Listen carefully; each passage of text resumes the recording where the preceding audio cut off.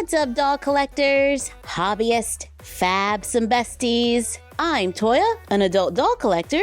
Welcome to my Miniverse. Who's in the mood for some cookies made out of toilet paper? Say what now? Let's go to the craft table. 10 years ago, we made miniature cookies using toilet paper. In this video, while we could choose to use model magic like we did in this video, I like the idea of making our cookies out of toilet paper because it's something that I already have. For a bowl, we can reuse a mini brand's capsule. So for this video, I guess I have to open another mini brands. Just so you know, I'm doing this for all of you, and not because I want the Bridgerton dog. Yes, I will take any excuse to open a mini brands. In the first bag, we got, oh wow, a spider skeleton monster thing from The Witcher. Give me Bridgerton. What do we got? Cobra Kai. Seriously. And a mask from Squid Games. Okay. Last, hopefully not least, we have, it's the camera from Emily and Paris, which some of you said is actually a cell phone. And now I totally see that. Still no dog, but we do have a bowl. The capsules do a pretty good job of balancing, but if I wanted a base, I can add hot glue to a silicone mat or parchment paper. I'm kinda generous with the glue. Then press the capsule into the glue, allow it to cool, then lift it from the mat to turn our capsule into a bowl with a base. To make our cookies, we are also using parchment paper, a little acrylic paint, a scrap of brown craft foam, and of course, toilet paper. Oh, and Mod Podge. Take the toilet paper and we're gonna tear it into small pieces and place it in the bowl. Add a little Mod Podge and mix it up. Let's add a little water. I just add a little bit of water at a time because the more liquid you add, the longer it will take to dry. I'm gonna add a drop of acrylic paint. This one is called Light Buttermilk, which is pretty much a cream color. And let's mix that up. Take a small amount of the mixture, place it onto the parchment paper. Then I'm just using my popsicle stick to try to shape it into a nice little round cookie. Okay, that looks kinda cookie-like. Let's add some golden brown to the mixture and stir. Take a little bit of the mixture, place it onto the parchment paper and shape it into another cookie. We can take the brown craft foam and cut it into small pieces to be little chunks of chocolate. Add the craft foam to the mixture, fold them in, then place it on our parchment paper and shape it into another cookie. Hopefully when they dry, they'll look like chocolate chip cookies. With the leftover mixture, let's add a little more brown paint and stir. I want the color to be more rich, so I'm adding a paint called dark chocolate. Now let's mix that up. Let's make a few cookies with the new color. Wow, I hope those look better when they dry. Let's add a few more of those chocolate chips to the batter, mix them in, and form the cookies. Then allow them to dry overnight. While waiting, I made a few new printables inspired by Crumble Cookies. Ours says Crumb's Cookies. We have a menu, a couple of cookie boxes, a few tablets for a self-order station. I made a printable for tile, a logo for our scene, more tile that says self-order, and I made a few printer-friendly boxes that can be printed on color paper. I also added a few images of cookies if you would like to use them as some wall art as well. I printed the boxes on cardstock, as well as the boxes that come with our menu. Let's cut them out. Our pinks are 2 different colors. But you know what?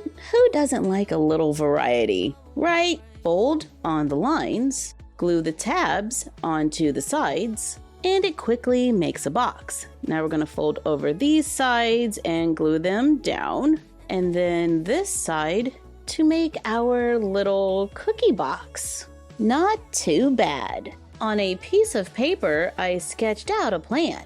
to make one of our wall boxes that measure 15 inches. Let's take foam board and cut a 13 by 15 inch rectangle for the back wall. I cut a 15 by 5 inch piece for the floor, then 5 1/4 by 13 for the side walls. According to our sketch, we need a counter right here. I'm going to make it a little less than 8 inches because we have a dividing wall right here. I cut another piece of foam board that is 6 inches tall and a little under 8 inches.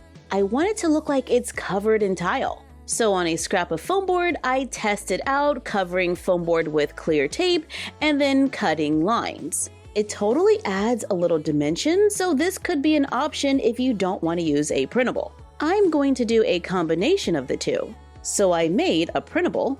I'm gluing it onto the foam board, trim off the excess, take clear tape from packaging, cover it with clear tape. That's going to give us a nice little shine.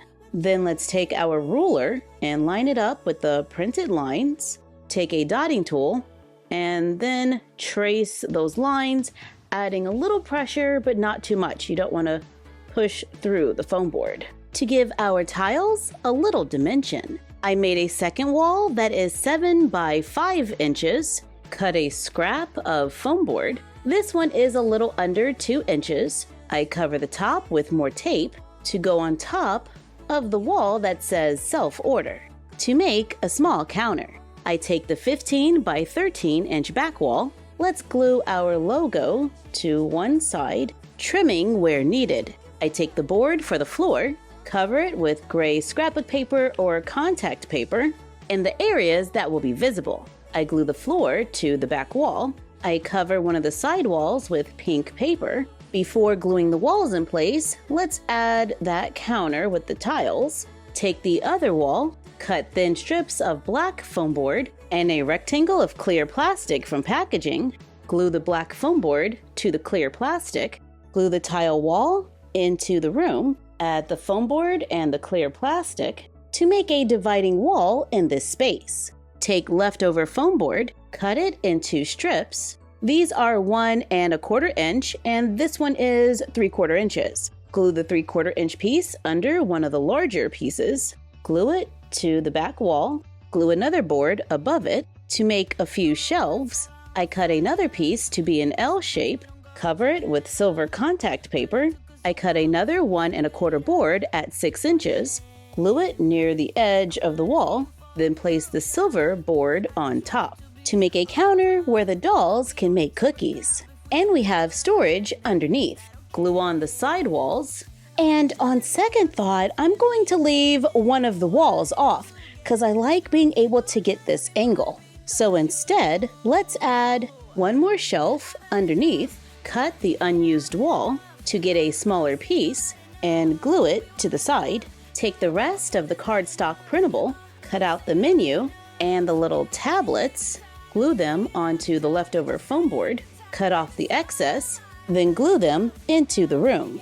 I glue the little tablets onto the counter. We can store the boxes on the shelves underneath to finish our Crumbl-inspired backdrop.